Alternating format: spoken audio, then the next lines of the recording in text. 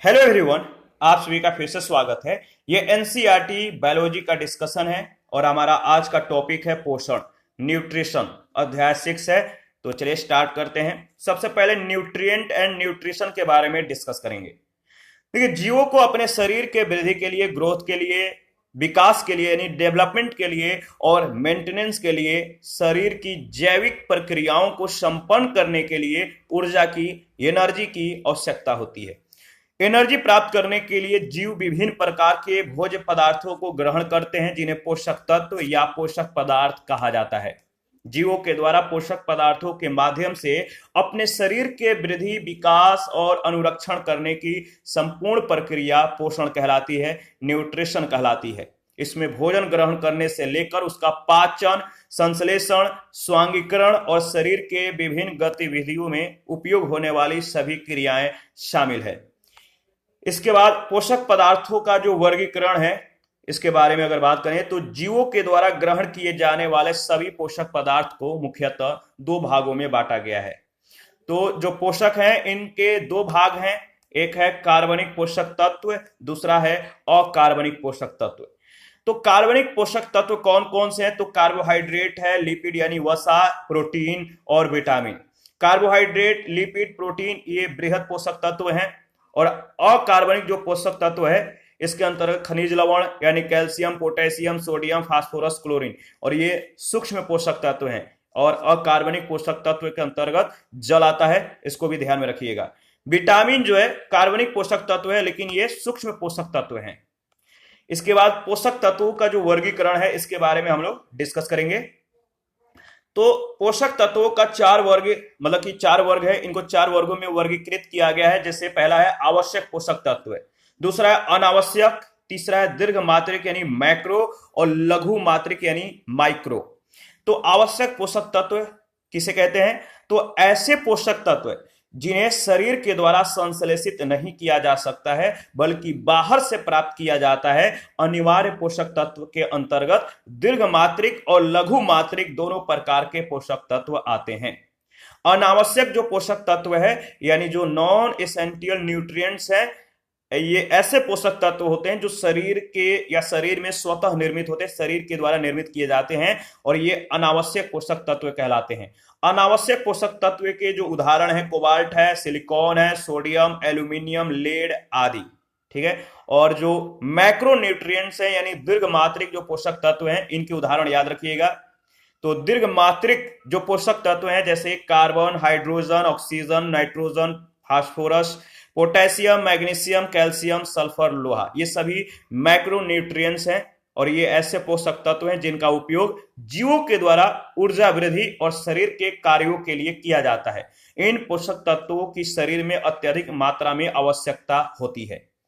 लघु मात्रिक जो पोषक तत्व हैं, इनके जो उदाहरण हैं आप याद रखिएगा। जैसे जस्ता है, तांबा है, मैग्नीज, बोरॉन, मोलिब्डेनम और क्लोरीन, ये लघु मात्रिक पोषक तत्व हैं, यानी ऐसे पोषक तत्व जो शरीर में कम मात्रा में पाए जाते हैं। और ये मुख्यतः 6 हैं। 6 अकार्बनिक पोषक तत्व आते हैं। तो वही है, जिंक है, तांबा, मैग्नीज, बोरॉन, मोलिब्डेनम और क्लोरीन है। पादपों में जो पोषण होता है, इसके बारे में अगर बात करेंगे तो देखिए, जो न्यूट्रिशन इन जो प्लांट है कैसे होता है, तो जंतुओं के समान पादपों को भी अपने वृद्धि और विकास के लिए, ग्रोथ के लिए, उनमें एनर्जी के लिए पोषक पदार्थों की आवश्यकता होती है। हरे पौधे प्रकाश संश्लेषण के क्रिया के द्वारा कार्बन डाइऑक्साइड, जल और सूर्य के प्रकाश के द्वारा भोजन का निर्माण करते हैं। पादपों की जो प्रजातियां प्रकाश संश्लेषण के द्वारा भोजन निर्माण में सक्षम नहीं होती हैं, वे अन्य माध्यमों से पोषक पदार्थों को प्राप्त करती हैं। पादपों में पोषण के जो प्रकार हैं, देखिए, जो पादप हैं, इनमें पोषण के जो प्रकार हैं, पोषण की जो विधियां पाई जाती हैं, वो 3 है: स्वपोषण, विषम पोषण और विशिष्ट पोषण। स्वपोषण, विषम पोषण और विशिष्ट पोषण, इन तीनों को बारी बारी से डिस्कस करेंगे। सबसे पहले स्वपोषण के बारे में डिस्कस करेंगे। ऐसे जीव जो अकार्बनिक यौगिकों, जल और प्रकाश के माध्यम से अपने भोजन का निर्माण स्वयं करते हैं। स्व मतलब स्वयं, तो अपना पोषण स्वयं से जो है विकसित करते हैं, स्वयं विकसित करके जो है अपना पोषण को ग्रहण करते हैं, इन्हें बोलते हैं स्वपोषण। स्वयं से निर्माण करते हैं, स्वयं से अपने भोजन का निर्माण करते हैं, इन्हें स्वपोषी कहते हैं और यह क्रिया स्वपोषण कहलाती है, जैसे पादप। ठीक है, स्वपोषण की दो विधियां हैं, एक है प्रकाश स्वपोषण और दूसरा है रासायनिक स्वपोषण। प्रकाश स्वपोषण यानी प्रकाश संश्लेषण के माध्यम से ये पोषण को प्राप्त करते हैं भोज्य पदार्थ को बनाकर, और दूसरा है रासायनिक स्वपोषण। इसी आधार पर स्वपोषी जीवों को दो उपवर्गों में विभाजित किया गया है। ठीक है, तो स्वपोषी के दो वर्ग हैं, एक है प्रकाश स्वपोषी अथवा प्रकाश संश्लेषी, दूसरा है रसायन स्वपोषी अथवा रसायन संश्लेषी। तो प्रकाश स्वपोषी या प्रकाश संश्लेषी के अंतर्गत अगर बात करें तो लगभग सभी हरे पौधे जो होते हैं इसके अंतर्गत आते हैं, सभी शैवाल आते हैं, और सभी शैवाल में बैगनी, लाल ये सभी आते हैं। हरे जीवाणु आते हैं, ग्रीन बैक्टीरिया जो है इसके अंतर्गत आते हैं।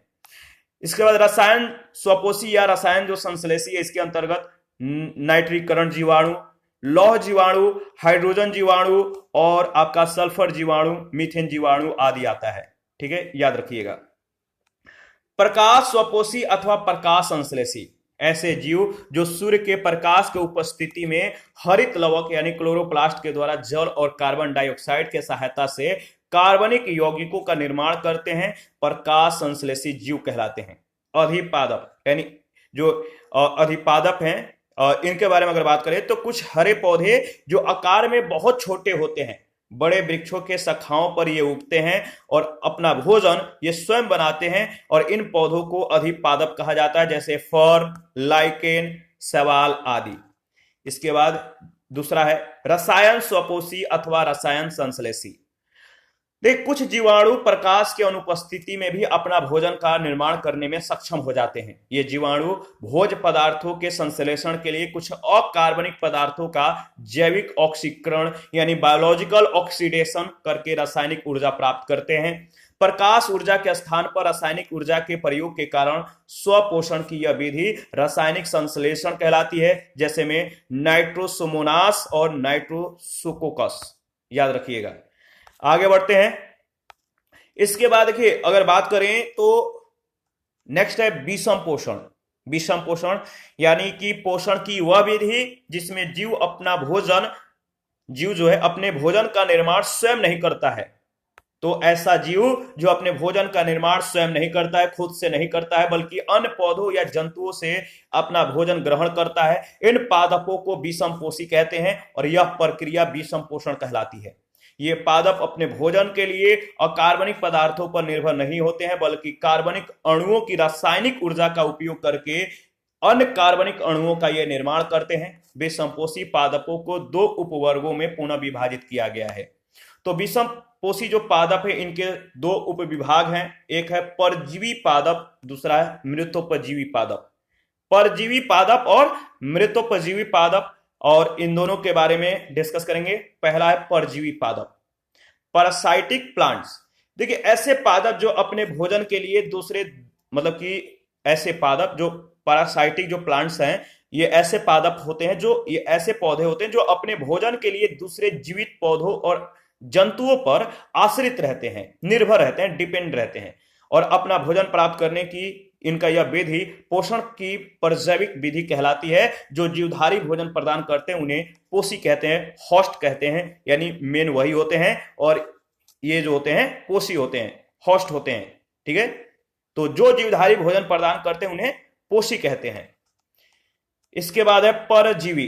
परजीवी के दो प्रकार हैं, पूर्ण परजीवी और आंशिक परजीवी। ठीक है, पूर्ण परजीवी और आंशिक परजीवी। पूर्ण परजीवी के भी दो प्रकार हैं, स्तंभ परजीवी और मूल परजीवी। स्तंभ परजीवी के अंतर्गत अमरबेल आता है और मूल परजीवी के अंतर्गत गठवा, रेफ्लेसिया, इंदुगी आता है। इसके बाद जो आंशिक परजीवी है ये भी दो प्रकार का होता है, आंशिक स्तंभ परजीवी और आंशिक मूल परजीवी। आंशिक स्तंभ परजीवी के अंतर्गत अगर बात करें तो विस्कम, लोरेंथस और मिस्टलेटो। इसके बाद आंशिक मूल परजीवी के अंतर्गत अगर बात करें तो चंदन, अस्ट्राइगा आता है। देखिए, वनस्पति जगत में जीवाणु, कवक और शैवाल के अतिरिक्त कुछ आवृत बीजी भी अन्य पेड़ पौधों पर परजीवी होते हैं।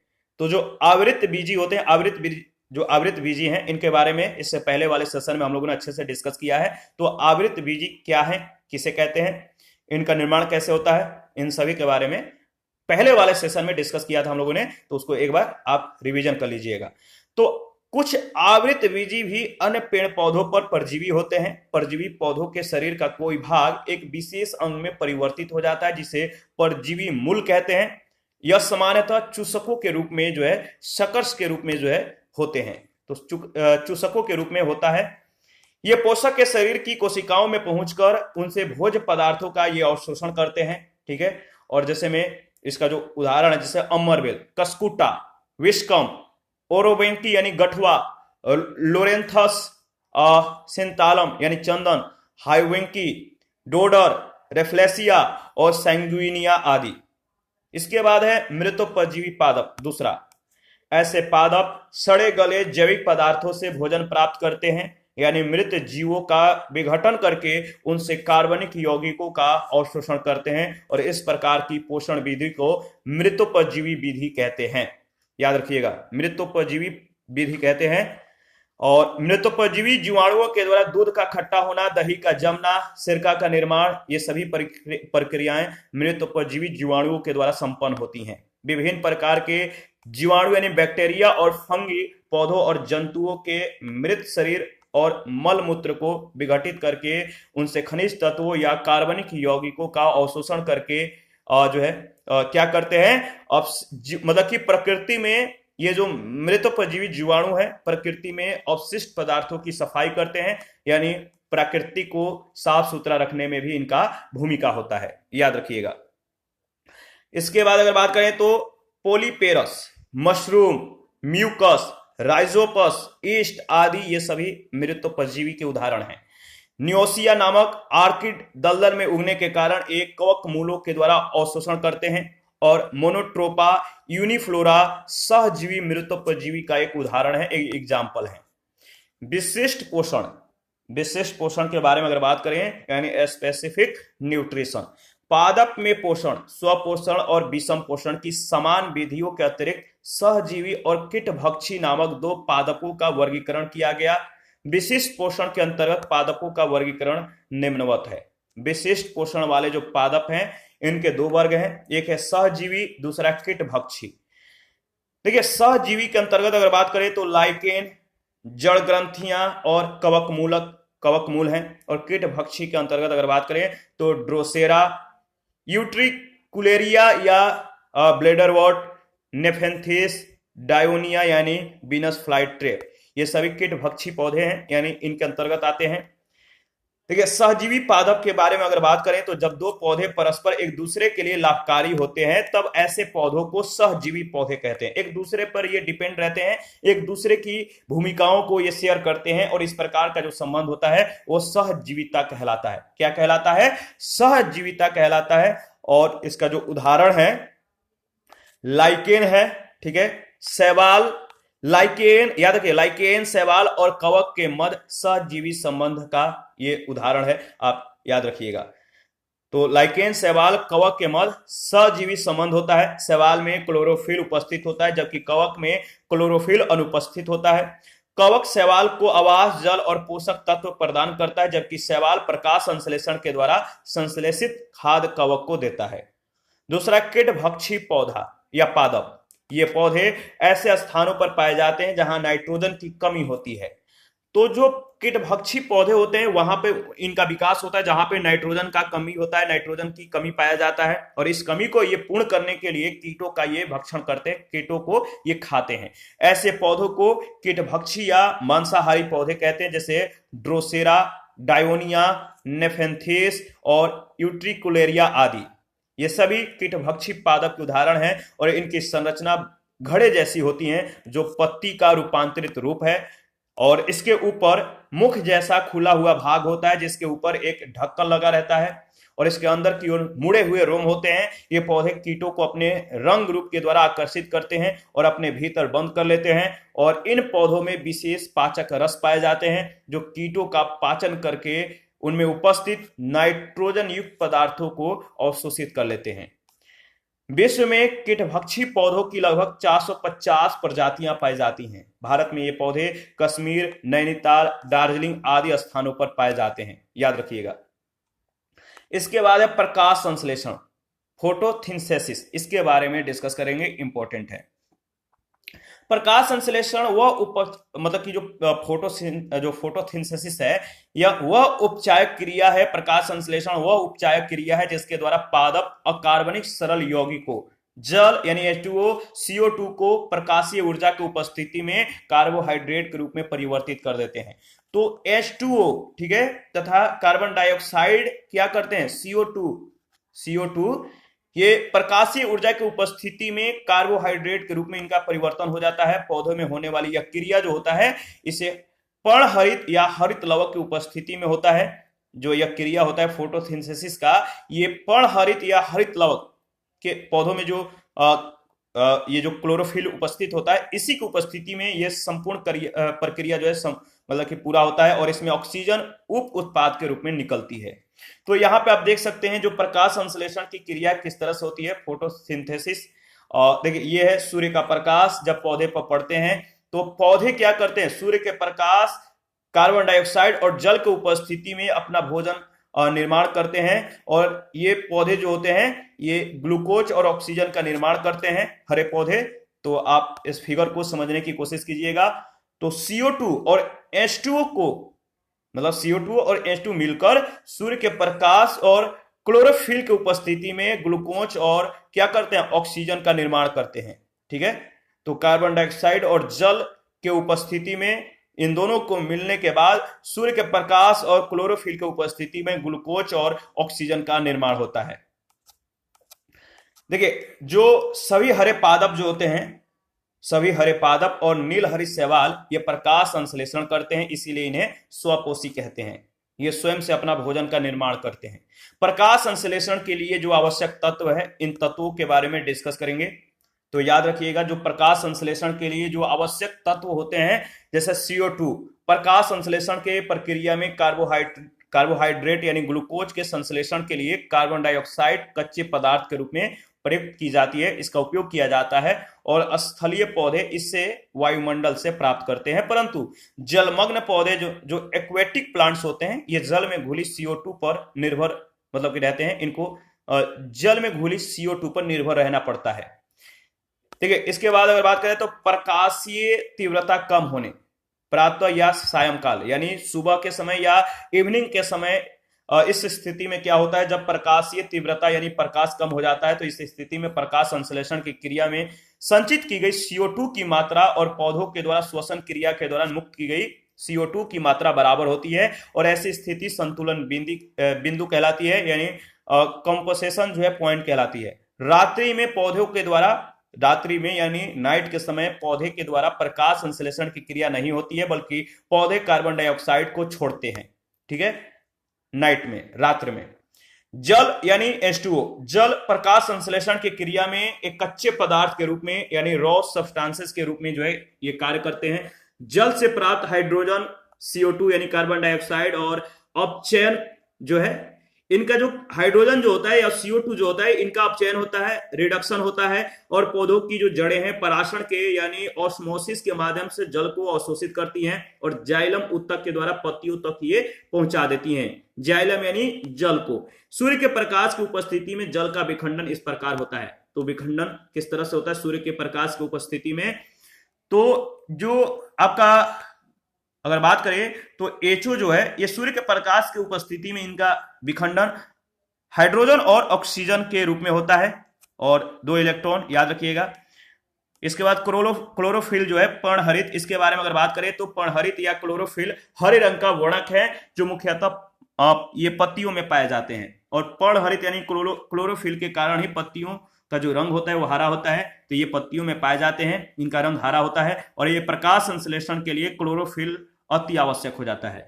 तो फोटोसिंथेसिस के क्रिया को संपूर्ण करने के लिए क्लोरोफिल एक अति आवश्यक एलिमेंट्स है और इसीलिए केवल उन्हीं कोशिकाओं में प्रकाश संश्लेषण होता है जिनमें क्लोरोफिल उपस्थित होता है। क्लोरोफिल में ही सौर ऊर्जा के माध्यम से शर्करा को रासायनिक ऊर्जा के रूप में बंधित करने का गुण होता है। पर्णहरित में 4 पायरोल रिंग का बना चपटा पोरफायरिन हेड होता है, जिसका इसके केंद्र में Mg यानी मैग्नीशियम का एक परमाणु और एक सिरे पर हाइड्रोकार्बन की श्रृंखला होती है। क्लोरोफिल ए का सूत्र C55H72 MgN4O5 और क्लोरोफिल बी का सूत्र C55H70 याद रखिए C55H70 MgN4O6 है। इसके बाद लाइट, जो नेक्स्ट जरूरत है, प्रकाश संश्लेषण के प्रक्रिया केवल दृश्य प्रकाश वर्णों के अंतर्गत होता है। जो लाइट होता है, जो प्रकाश संश्लेषण की प्रक्रिया है, केवल दृश्य प्रकाश वर्णों के अंतर्गत होता है, यानी जो प्रकाश मतलब कि जो दिखते हैं इनके अंतर्गत होता है। हरित पौधों में पाए जाने वाले हरित लवक में उपस्थित प्रकाशग्राही केवल बैंगनी, नीला और लाल रंगों को ग्रहण कर सकता है। तो जो हरित लवक है इनमें उपस्थित जो प्रकाशग्राही जो होता है ये केवल वायलट यानी बैंगनी, नीला और लाल रंगों को ये ग्रहण करता है, और कुछ कृत्रिम प्रकाश स्रोत प्रकाश संश्लेषण के क्रिया को संपन्न करने में ये सक्षम होते हैं। प्रकाश संश्लेषण की क्रिया जो है बैंगनी रंग में, याद रखिएगा, बैंगनी रंग में जो है क्या होता है, न्यूनतम, और लाल रंग में सर्वाधिक होता है। इस बात को ध्यान में रखना है। तो प्रकाश संश्लेषण के प्रक्रिया में बैंगनी रंग में न्यूनतम और लाल रंग में सबसे ज्यादा होता है। स्टोमेटा क्या है, रंध्र क्या है, इसके बारे में डिस्कस कर लेते हैं। देखिए, पौधों के जो पौधे होते हैं इनके हरे और शाकीय भागों पर छिद्र उपस्थित होते हैं, जिन्हें रंध्र कहा जाता है। इन छिद्रों के द्वारा होने वाला वाष्प उत्सर्जन पर्णरंध्री वाष्प उत्सर्जन कहलाता है। प्रकाश संश्लेषण की क्रियाविधि, प्रकाश संश्लेषण की जो क्रियाविधि है, प्रकाश संश्लेषण एक अत्यंत जटिल और विशिष्ट जैव रासायनिक क्रिया है। इसमें अनेक प्रक्रियाएं संपन्न होती हैं, जिसमें जल के अणुओं का ऑक्सीकरण होने पर ऑक्सीजन गैस निर्गत होती है, और कार्बन डाइऑक्साइड का अपचयन होने पर कार्बोहाइड्रेट्स यानी ग्लूकोज शर्करा का निर्माण होता है।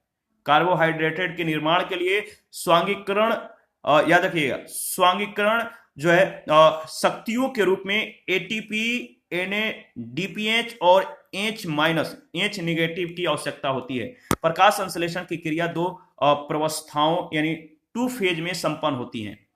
प्रकाश संश्लेषण की जो फेज है वो आप देख सकते हैं, 2 है, प्रकाश रासायनिक अभिक्रियाएं और प्रकाशहीन रासायनिक अभिक्रियाएं, यानी प्रकाश की उपस्थिति में और प्रकाश के बिना।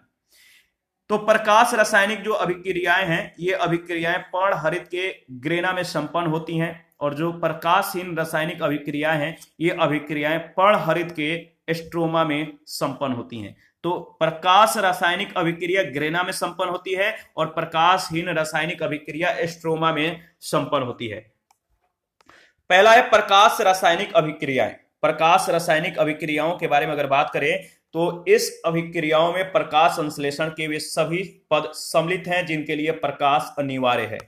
यह प्रक्रिया हरित लवक यानी क्लोरोफिल के ग्रेना नामक भाग में होता है। ये क्रियाएं निम्नवत हैं, जैसे पहला है सूर्य के प्रकाश की विकिरण ऊर्जा के कारण क्लोरोफिल के अणु सक्रिय हो जाते हैं और उत्तेजित इलेक्ट्रॉन का निष्कासन करते हैं। दूसरा, सक्रिय क्लोरोफिल की उपस्थिति में आवश्यक ऊर्जा प्राप्त कर जल के अणुओं का विच्छेदन होता है, जिससे हाइड्रोजन और ऑक्सीजन प्राप्त होते हैं। ये दोनों प्रक्रियाएं यहाँ पे दिए गए हैं, जैसे H2O जो है यहाँ पे आप देख सकते हैं, और जो OH नेगेटिव है वो H2O प्लस हाफ O2 का निर्माण होता है, तो आप देख सकते हैं। इसके बाद थर्ड है उत्तेजित इलेक्ट्रॉन स्थानांतरण तंत्र के द्वारा अपनी ऊर्जा मुक्त करता है। मुक्त ऊर्जा को ADP के अणुओं में एक फास्फेट गुट और जोड़कर जो है यानी ATP एडेनोसिन ट्राइफॉस्फेट अणु का निर्माण करके ये संचित कर लिया जाता है। उत्तेजित इलेक्ट्रॉन स्थानांतरण तंत्र के द्वारा अपनी ऊर्जा मुक्त करता है और मुक्त ऊर्जा को ADP के अणुओं में एक फास्फेट गुट और जोड़कर जो है क्या करता है, यह संचित कर लिया जाता है इसके द्वारा, यानी ATP का मतलब है एडेनोसिन ट्राइफॉस्फेट अणु, इनका निर्माण। ठीक है, याद रखिएगा। इसके बाद मुक्त ऑक्सीजन पौधे से बाहर निकल जाती है। ठीक है, संघनन के उपस्थिति में OH जो है ये मतलब H2O और यहाँ पे जो है ऑक्सीजन मुक्त हो जाता है प्लस 2O, तो यहाँ पे ऑक्सीजन मुक्त होता है। मुक्त ऑक्सीजन पौधों से बाहर निकल जाती है। मुक्त हाइड्रोजन, याद रखिएगा, मुक्त hydrogen nicotinamide adenine dinucleotide phosphate नामक हाइड्रोजन ग्राही के द्वारा ग्रहण कर ली जाती है, जिसे NADP इंटू H2 का निर्माण होता है। तो यहां पे आप देख सकते हैं किस तरह से इसका रिएक्शन होता है। 4H, ठीक है, 4H प्लस 2 NADP से रिएक्शन होकर 2 NADPH का निर्माण होता है। ठीक है, इसके बाद प्रकाशीय अभिक्रियाओं का अध्ययन रॉबर्ट हिल ने किया था। जो प्रकाशीय अभिक्रिया है, जो प्रकाशीय रिएक्शन है, इसका अध्ययन किसने किया था? रॉबर्ट हिल ने किया था, जिस कारण इसे हिल अभिक्रिया भी कहा जाता है। और इस प्रकार अगर बात करें तो इस प्रकार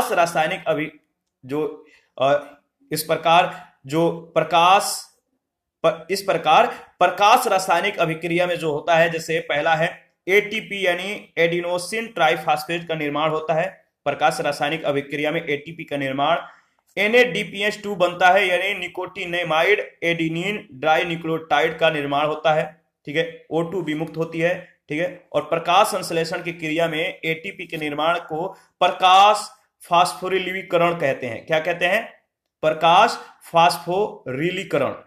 प्रकाश रासायनिक अभिक्रिया में जल के प्रकाशीय जो अपघटन है, जो फोटोलाइसिस ऑफ वाटर है, यानी प्रकाश रासायनिक अभिक्रिया में जल के जो प्रकाशीय अपघटन है, इसके लिए मैग्नीज और क्लोरीन आवश्यक होता है। यह जल अपघटक यानी फेज सेकंड से संबंधित होता है। ठीक है, pH सेकंड से ये संबंधित होता है, जल अपघटन से ये संबंधित होता है। ठीक है, दूसरा है प्रकाशहीन रासायनिक अभिक्रियाएं। इन क्रियाओं के लिए सूर्य के प्रकाश की आवश्यकता नहीं होती है, याद रखिएगा। और इन अभिक्रियाओं को इनकी खोज करने वाले वैज्ञानिक के नाम के आधार पर ब्लैक मैन अभिक्रिया भी कहते हैं। ये क्रियाएं हरित लवक के स्ट्रोमा में संपन्न होती है। ये समस्त क्रियाएं एक विशेष पदार्थ राइबुलोज बाइफॉस्फेट के उपस्थिति में एक चक्र के रूप में होती है, जिसे केल्विन बेंसन चक्र कहते हैं। तो केल्विन बेंसन चक्र क्या है, इसके बारे में देख लेते हैं। केल्विन बेंसन चक्र की खोज अमेरिकी जैव रसायन शास्त्री मेलविन केल्विन ने अपने दो सहयोगियों एंड्रयू बेंसन और जेम्स वासम के साथ की। इसके माध्यम से इन्होंने कार्बन के मार्ग की खोज की और इसके लिए 1961 में इन्हें नोबेल पुरस्कार से सम्मानित किया गया था। ये अभिक्रियाएं निम्नवत संपन्न होती हैं। पहला है, कुछ विशेष पदार्थ के उपस्थिति में वातावरण से प्राप्त CO2 का प्रकाशीय क्रियाओं से प्राप्त NADPH2 के जो है H+ से अपचयन होता है, जिसे PGA यानी फास्फोग्लिसराइक एसिड नामक पदार्थों का निर्माण होता है। 5 कार्बन वाले यौगिक जो है राइबुलोज बाइफॉस्फेट के 7 कार्बन डाइऑक्साइड के अणु मिलकर एक 6 कार्बन युक्त अस्थायी यौगिक का निर्माण करते हैं। तो आप रिएक्शन को एक बार देख सकते हैं। जो ये है, क्या है? Ribulose biphosphate plus CO2 enzyme और H2O की उपस्थिति में एक अस्थायी 6 कार्बन युक्त मतलब कि यौगिक का निर्माण। इसके बाद यहां पे प्रकाश संश्लेषण को प्रभावित करने वाले जो कारक हैं, इनके बारे में डिस्कस करेंगे, बहुत ही महत्वपूर्ण है। जैसा पहला है कार्बन डाइऑक्साइड। ठीक है, कार्बन डाइऑक्साइड ये जो प्रकाश संश्लेषण को प्रभावित करने वाले जो कारक हैं, जैसे CO2 है, तापमान है, ऑक्सीजन है, प्रकाश और जल है, इन सभी के बारे में बारी बारी से डिस्कस करेंगे। तो कार्बन डाइऑक्साइड जो है, एक निश्चित स्तर तक कार्बन डाइऑक्साइड की मात्रा बढ़ने पर प्रकाश संश्लेषण की दर बढ़ती है, लेकिन इसके बाद CO2 की मात्रा बढ़ने पर इसका प्रकाश संश्लेषण की दर जो प्रकाश संश्लेषण की दर है, इस पर कोई प्रभाव नहीं पड़ता है। इसके बाद नेक्स्ट है तापमान, टेम्परेचर। 10 से 35 डिग्री सेंटीग्रेड के मध्य का तापमान प्रकाश संश्लेषण के लिए उपयुक्त माना जाता है। यदि सभी कारक पर्याप्त मात्रा में उपलब्ध हो, तब प्रत्येक 10 डिग्री सेंटीग्रेड वृद्धि पर प्रकाश संश्लेषण की जो दर है वो दुगनी हो जाती है, किंतु 40 डिग्री सेंटीग्रेड के पश्चात और अधिक तापमान में वृद्धि होने पर प्रकाश संश्लेषण में कमी आ जाती है। इसके बाद नेक्स्ट है ऑक्सीजन। देखिए, ऑक्सीजन की अधिकता होने पर रूबिस्को एंजाइम की, याद रखिएगा, रूबिस्को एंजाइम की प्रकाश संश्लेषण अभिक्रियाशीलता घट जाती है। इस प्रक्रिया को बारबर्ग प्रभाव कहते हैं। इसके बाद है आपका प्रकाश यानी लाइट। सूर्य का प्रकाश संश्लेषण के लिए सर्वाधिक आवश्यक घटक है। किसी क्षेत्र विशेष में प्रकाशिकीय तीव्रता बढ़ने पर पादप के द्वारा प्रकाश ग्रहण करने की दर में भी वृद्धि होती है। नीले और लाल प्रकाश में प्रकाश संश्लेषण सर्वाधिक गति से होता है और रक्त प्रकाश में प्रकाश संश्लेषण की दर मंद हो जाती है और इस कारण इसे रेड ड्रॉप कहते हैं। हरे रंग का प्रकाश पत्तियों के द्वारा अवशोषित नहीं होता है। श्वेत प्रकाश में प्रोटीन का, जबकि लाल प्रकाश में कार्बोहाइड्रेट का संश्लेषण होता है। इसके बाद नेक्स्ट है जल। जल की कमी का प्रकाश संश्लेषण के दर पर प्रत्यक्ष या परोक्ष दोनों प्रकार से प्रभाव पड़ता है। जल की मात्रा कम होने पर पादपों को कम मात्रा में CO2 प्राप्त होती है, क्योंकि पौधों में उपस्थित रंध्र यानी स्टोमेटा ये बंद हो जाते हैं। पौधों के द्वारा अवशोषित जल का 1% से भी कम जल जो है प्रकाश संश्लेषण में उपयोग किया जाता है। जल की कमी से उपापचयी क्रियाएं बाधित होती हैं और पत्तियां गिर जाती हैं, ठीक है, सूख जाती है। देखिए, अगर बात करें तो यह अस्थायी यौगिक शीघ्र ही अपचयित होकर पीजीए बना करके अणु प्राप्त करता है और पीजीए अणु बाद में और अधिक अपचयित होकर PgAl फास्फोग्लिसरैल्डिहाइड का निर्माण करते हैं। और जो फास्फोग्लिसरैल्डिहाइड है, इनके दो अणु मिलकर अपचयन के द्वारा पहले फास्फोरस शर्करा का तथा बाद में शर्करा का निर्माण करते हैं। इसके बाद PgAl जो है यानी फास्फोग्लिसरैल्डिहाइड, ये स्वयं ही भोजन के तरह कार्य करता है और यह 3 कार्बन परमाणु वाला यौगिक है। ये इसके 2 अणु मिलकर एक ग्लूकोज अणु का निर्माण करते हैं। तो यहाँ पे आप देख सकते हैं किस तरह से जो है इसके 2 अणु मिलकर एक ग्लूकोज का निर्माण करते हैं, यानी C6H22O11 का निर्माण करते हैं। प्रकाश संश्लेषण की संपूर्ण अभिक्रिया का संक्षिप्त और सरल रूप जो है इस प्रकार है, जैसे CO2 plus ATP plus NADPH इनके साथ मिलकर C6H12O6 और ADP 12 NADP का निर्माण होता है, यानी ग्लूकोज का निर्माण होता है। प्रकाश संश्लेषण की क्रिया में दृश्य प्रकाश 380 से 760 नैनोमीटर का उपयोग होता है और दृश्य प्रकाश के अंतर्गत याद रखिएगा VIBGYOR, इसका मतलब ये रंगों का समूह है। V से वायलेट, I से इंडिको, B से ब्लू, G से ग्रीन, Y से येलो, O से ऑरेंज, R से रेड। इन समूह के प्रकाश किरणें आती हैं। VIBGYOR के मतलब कि समूह के प्रकाश किरणें आती हैं जिनका तरंगदैर्ध्य यानी वेवलेंथ 380 से 760 नैनोमीटर होता है और कभी कभी कृत्रिम प्रकाश में भी यह क्रिया संपन्न होती है।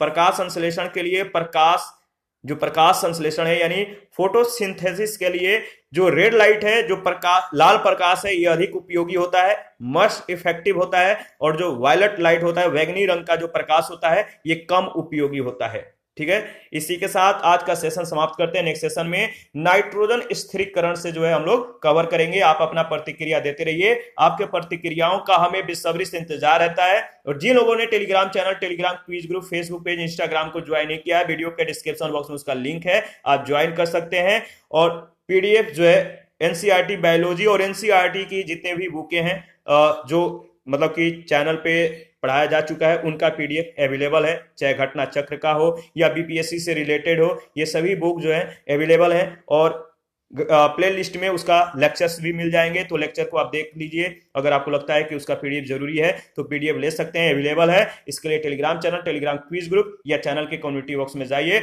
वहां पे इसके रिगार्डिंग में इंफॉर्मेशन को अपडेट कर दिया गया। थैंक यू, मिलते हैं नेक्स्ट सेशन में।